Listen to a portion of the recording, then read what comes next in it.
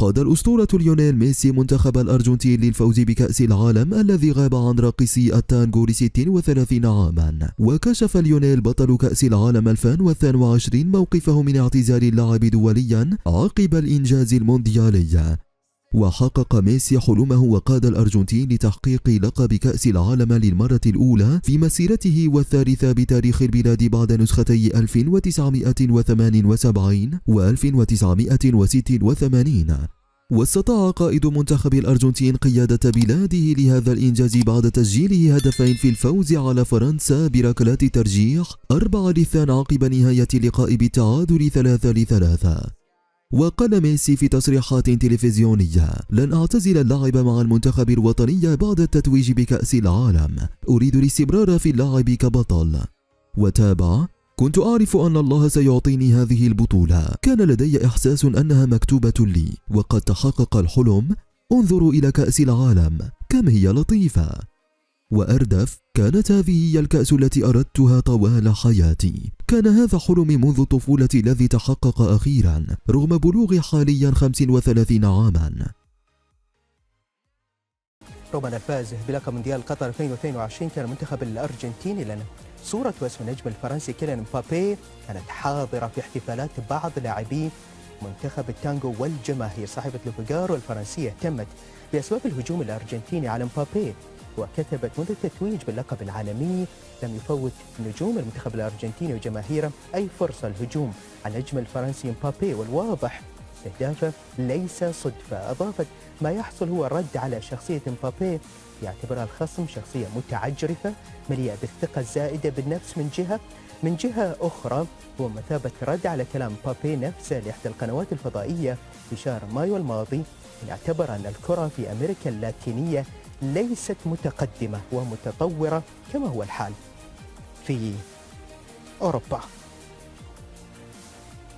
يوميتاس أيضا اهتمت بمصير أحد أهم النجوم في تاريخ الليغا الإسبانية. الصحيفة المدريدية رصدت أخبار نجم البرتغالي كريستيانو رونالدو، وأطلت على جمهورها بخبر يقول عنوانه: مصير كريستيانو يتحدد، الوجهة المقبلة ستكون النصر. آسا أشارت إلى النجم البرتغالي سينهي مسيرته المنطقة الخليجية، والتقى وكيله مع ممثلي النادي السعودي يوم الثلاثاء الماضي، فتم الاتفاق على كافة التفاصيل. وأضافت: سينضم المهاجم البرتغالي لفريق النصر السعودي حتى صيف العام 2025، أي العام الذي سيبلغ فيه رونالدو عامه 40. وتابعت بعد أيام من المفاوضات المكثفة حسم الاتفاق دون الكشف عن أي أرقام متعلقة بالأمور المالية. المصادر السعودية أكدت أن راتبه لن يصل عتبة 200 مليون يورو في الموسم الواحد كما هو متداول عبر وسائل الإعلام ومواقع التواصل الاجتماعي. من البرازيل مع الخبر غير السار بخاصة محبي بيليه. تكشف الأنباء الواردة من بلاد السامبا عن تدهور في صحة أسطورة كرة القدم البرازيلية. صحيفة جلوبو عنونت تقول: مرض بيليه يتطور وبات يحتاج إلى رعاية القلب والكلى.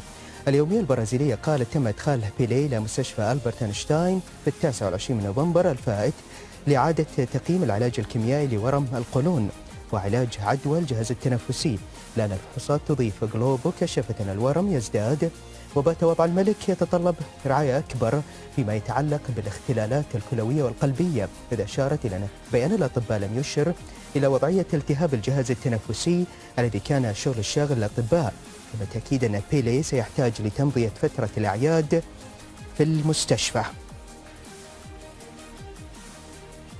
على أي حال فإن وضع كرة القدم البرازيلية ليس بأفضل من حالة بيليه، حيث يبقى الخروج من الدور ربع النهائي لمونديال قطر الشغل الشاغل. الصحف هناك لا سيما مسألة تعيين مدرب جديد لمنتخب السامبا خلفا لتيتي الذي غادر منصبه.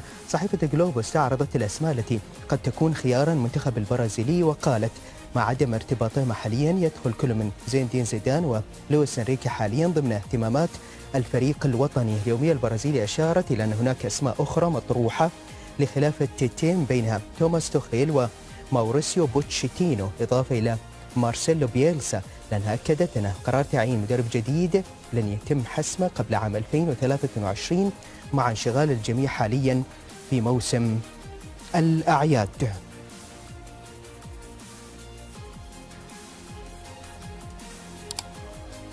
صلنا ختام شكرا طيب المتابعة. في أمان الله.